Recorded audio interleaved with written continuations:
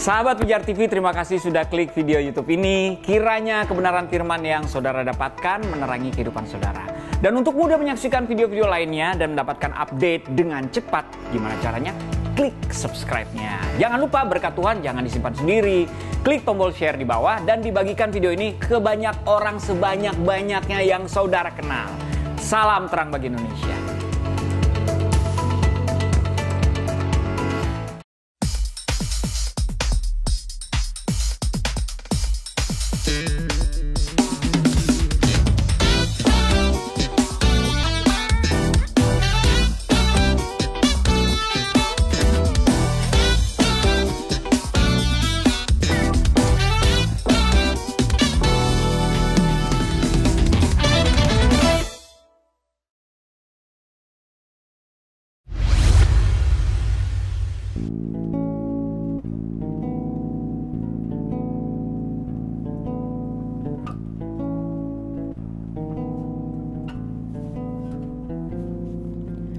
Jesus loves me, he who died, heaven's gate to open wide.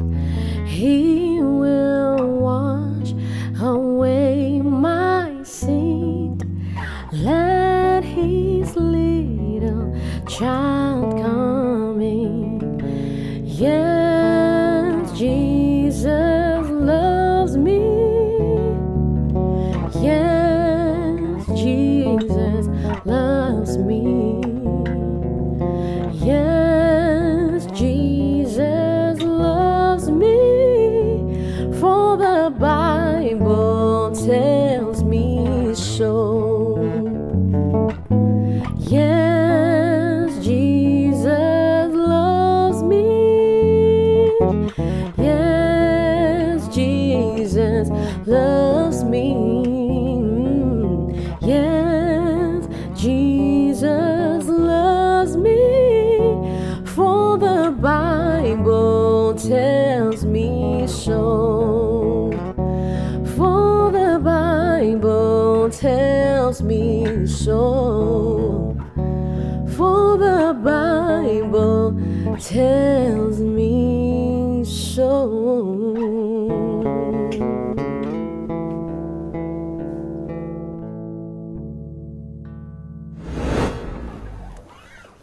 Halo. Hola. Balik lagi di bersama kita di When the Music Fades bersama saya Dina Syalaita dan saya Beli Kumahua. Ini adalah program dari Pijar TV di mana kita akan membahas dan menjawab pertanyaan-pertanyaan kalian tentang praise and worship. Sebentar, saya geser sebentar boleh? Boleh.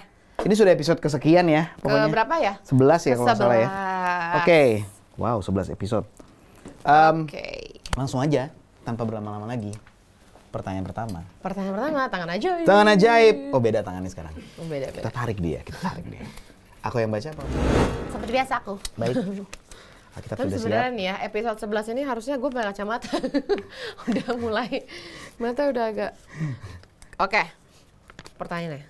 Kak, boleh nggak mempertajam skill musik aku?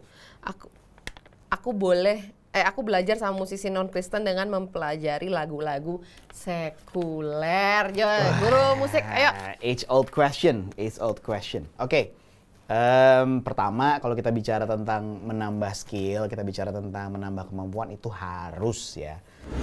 Kita pernah berapa episode kayak kita bahas yang sama ya. Mazmur 33 ayat 3 versi NKJV bilang play skillfully unto the Lord. Berarti yes, dimulai dengan hati, dimulai dengan intention pelayanan yang baik, tapi tetap kalian harus upgrade skill kalian supaya nantinya kita bukan hanya melayani dari hati yang memang melayani, tapi kita juga punya kemampuan di mana kita memberikan yang excellent, memberikan yang terbaik. Bahkan kita pun sampai hari ini pun, saya pribadi, Dinda, kita masih selalu mempelajari gitu apa aja yang bisa kita improve dalam praise and worship, secara technical, secara musical, semua sebisa mungkin kita upgrade. Nah, itu kita bagi dua ya pertanyaannya. Kita bagi dua pertanyaan. Jadi yang pertama, kalau untuk menambah skill tuh harus. Kedua, kalau bicara tentang belajar dari musisi non-Kristen, sebenarnya kan kita belajar bisa dari manapun. Betul. Gitu, kita bisa belajar dari manapun. Nggak usah khawatir dengan siapa yang mengajarnya. Tapi kan gini, kalau kalian bertumbuh dalam firman Tuhan, kalian sendiri bisa tahu kalau apa yang diajarkan misalnya sudah nggak selaras dengan firman Tuhan, ya kita udah bisa langsung, oke, kita nggak perlu ambil yang nggak baik. Kita punya discerning spirit kita juga punya ya. discerning spirit. Kita harus punya discerning spirit kan, di Roma 12 ayat 2 kan dibilang jangan jadi serupa dengan dunia, perbaharui akal budi pikiranmu supaya kamu bisa membedakan mana yang baik, mana yang benar, berkenan, sempurna, bla bla bla itu ya. Nah, kalau dibilang belajar lagu sekuler, ini paling sering nih ya. Kalau saya memang pribadi, saya dan Dinda, kita udah berapa tahun terakhir, kita menghindari semua lagu-lagu dunia gitu yang explicit lyrics, itu memang kita nggak mau dengerin. Yang ada, mohon maaf, kata-kata kersing lah ini. Kita nggak mau dengerin karena kita tahu itu nggak membangun buat kita pribadi, buat spirit kita juga, buat jiwa kita itu nggak membangun gitu. Dan bertentangan lah dengan firman Tuhan. Jadi kalau kita memang untuk lagu sekuler pun kita milih-milih gitu. Tapi kalau menurut saya pribadi, kalau kalian belajar untuk menambah skill lagu-lagu sekuler nggak apa-apa juga. Karena ada juga kok lagu-lagu sekuler yang memang bagus untuk kita pelajari secara ilmu. Nah, kalau kita tarik mundur nih sejarahnya ya, karena saya suka banget belajar sejarah musik. Sebenarnya musik kontemporer tuh harus dipahami bahwa datangnya tuh dari gereja loh, gitu. Kalau saya contoh paling gampang yang saya bisa kasih adalah jazz music gitu. Karena jazz itu kan awal dari semua contemporary music. Kita mau bilang rock and roll, akarnya dari situ. Kita mau bilang soul, R&B, semua akarnya dari situ. Bahkan dance music dan lain-lain, semua akarnya dari jazz. Nah, kalau kita belajar sejarahnya, jazz itu datang roots-nya dari blues. Blues itu datangnya roots-nya dari African American music. Ya, gospel music di dalamnya ada, marching band music ada di dalamnya. Jadi, datangnya dari gereja juga loh gitu. Musik-musik yang kita dengar sekarang kontemporer, akarnya itu ditariknya pasti ke gospel music gitu. Jadi kita harus mengerti bahwa kita jangan malah kita yang tanda kutip ketakutan gitu. Justru kita yang harusnya punya inovasi-inovasi, kita yang harusnya jadi orang inovatif. Nah, tapi balik lagi kayak tadi kita bilang, kita punya discerning spirit. Kalau memang itu udah bertentangan, Dinda nih bahkan keras banget. Kita kalau di mobil pasang lagu apa, dia bisa, gua gak mau denger lagu ini. Ini bertentangan gitu. Jadi kita bisa ganti, oke, ganti lagunya gitu. Jadi, tapi selama fungsinya adalah gini, kita mempelajari, misalnya bassline ya, paling gampang saya pemain bass gitu. Saya mempelajari bassline tertentu yang memang di musik sekuler itu jauh lebih menantang gitu.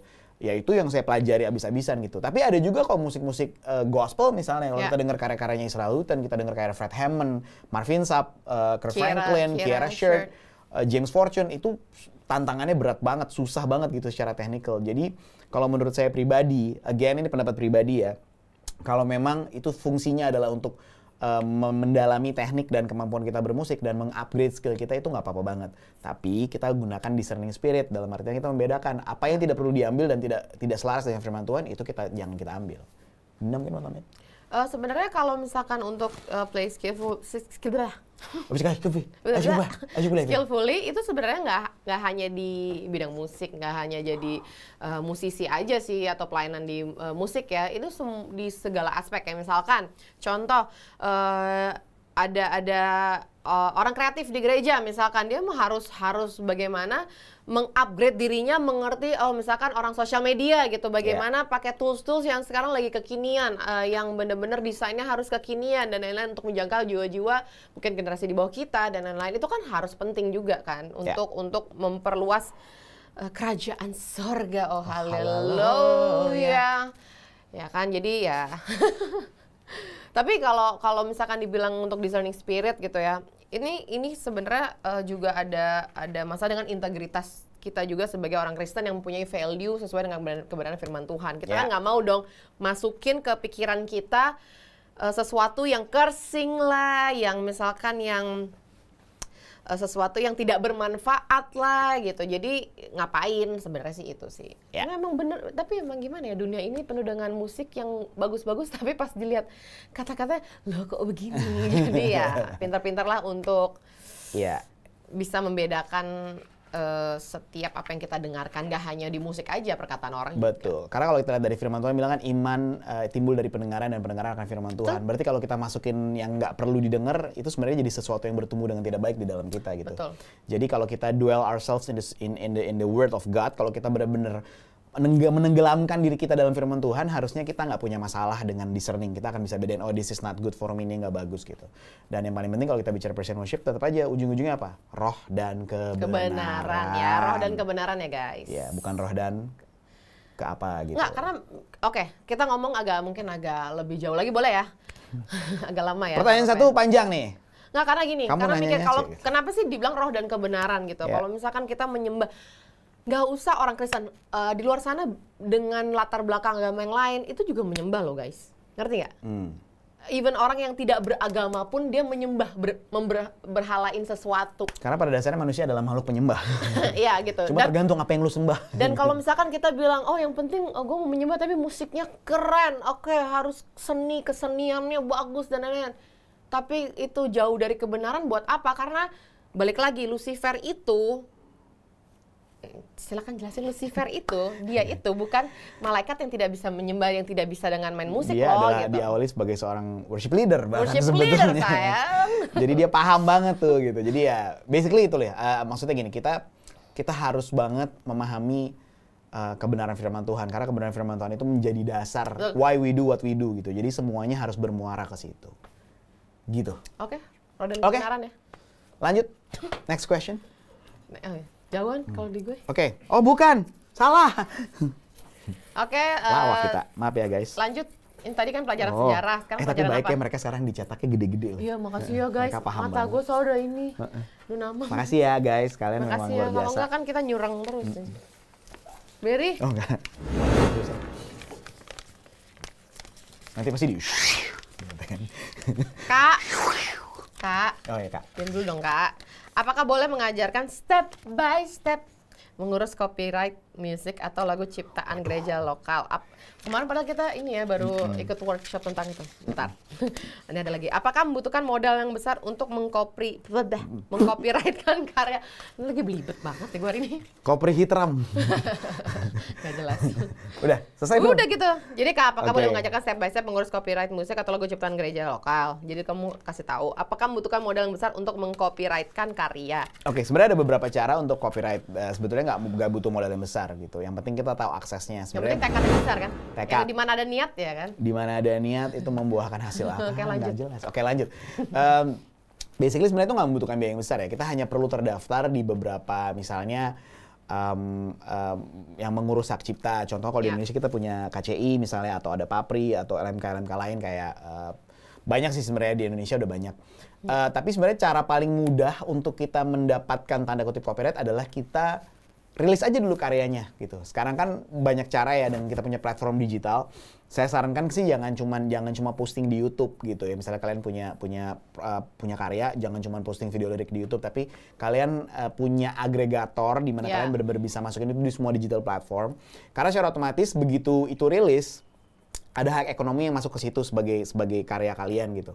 Lalu kalian bisa langsung urus, misalnya beberapa agregator di Indonesia udah ada tuh di mana mereka langsung punya sistem publishingnya, mereka punya Betul. copyright sistemnya. Jadi waktu kita post dia sebagai sebuah karya, secara otomatis kita bisa langsung urus juga copyrightnya, kita langsung bisa urus juga publishingnya, dan kita udah mulai bisa mendapatkan hak ekonomi dari situ. Parah, lagi belibet banget hari ini. Ya kenapa ya? Hah? Belum minum air putih. Udah, Tapi padahal. sebenarnya kalau misalkan ada, kemarin kita juga baru ikutan seminar kayak workshop gitu ya tentang copyright dan lain-lain ini. Karena penting juga kan. Mungkin kalau misalkan dari Pijar TV mau mengadakan seminar tentang ini boleh banget ya nggak Ya, sih? aku Ya kan, setuju karena banget, penting guys. Ini untuk penting. mengedukasikan kita para songwriter Ya. musik-musik gospel. Dan kita encourage banget sih buat teman-teman mungkin yang punya kemampuan menulis lagu, Ya. nggak usah minder duluan gitu. Apapun yang kalian punya, pasti itu bisa lebih apa ya? Lebih sesuai dengan DNA gereja kalian juga Ya, gitu. ya. Kalian bisa memberikan yang terbaik dengan gereja lokal gitu. Maksudnya, oh ini this is how we worship misalnya.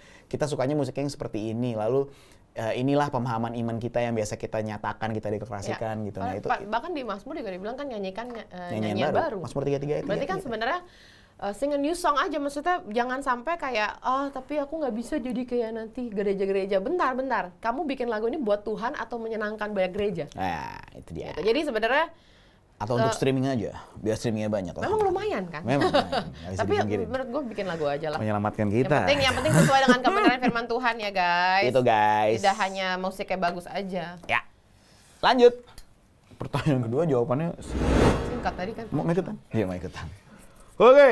Saya lagi Pak. Ya, baik. Oke.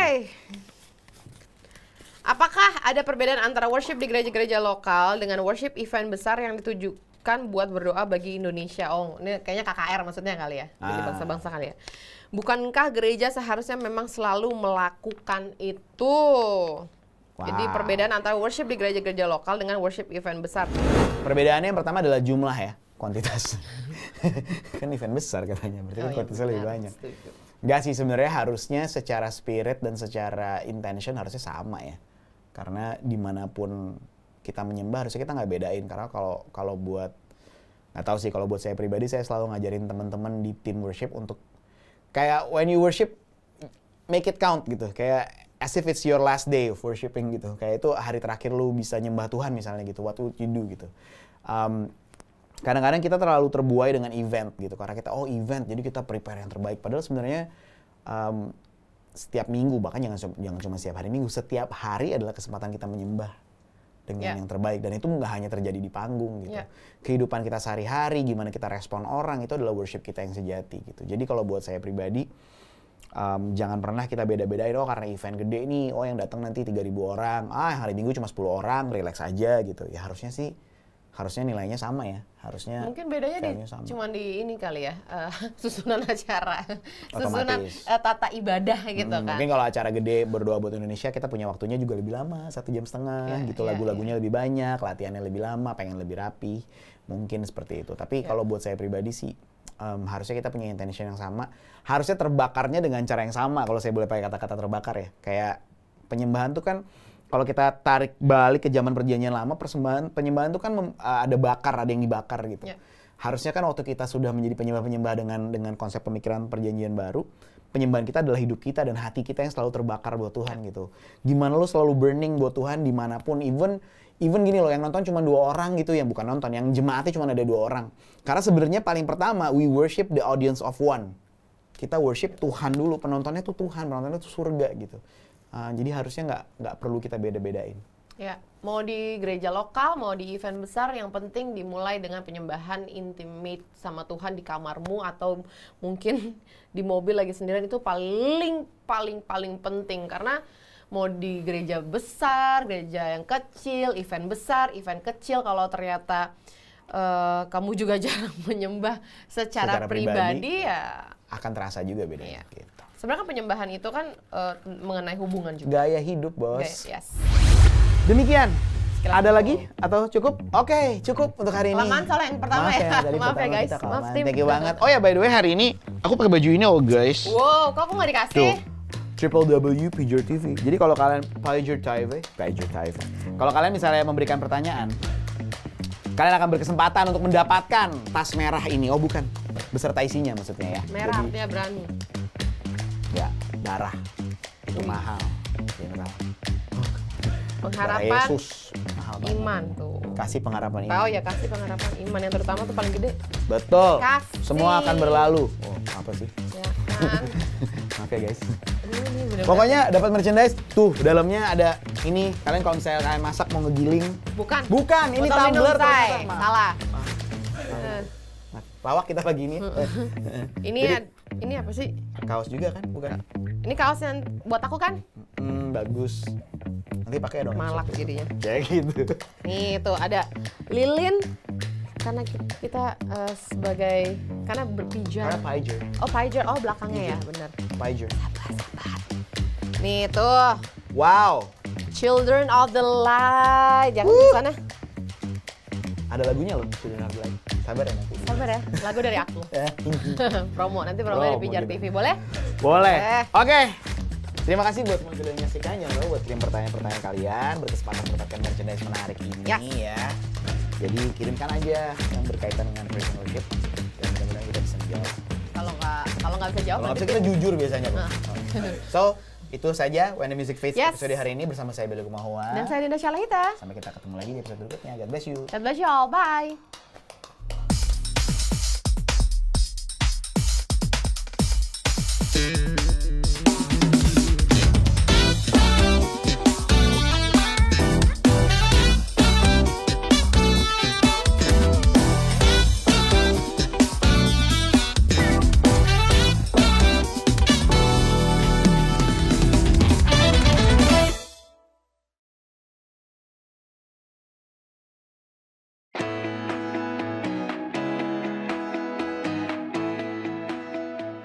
Sahabat Pijar TV, terima kasih sudah menjadi pemirsa setiap program-program Pijar TV.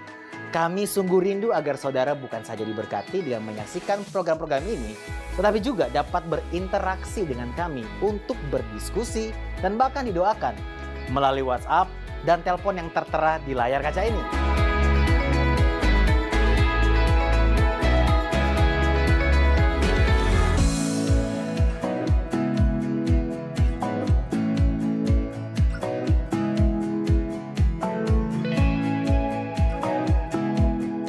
Hubungi kami sekarang melalui WhatsApp, tim respon Pijar TV siap untuk melayani saudara.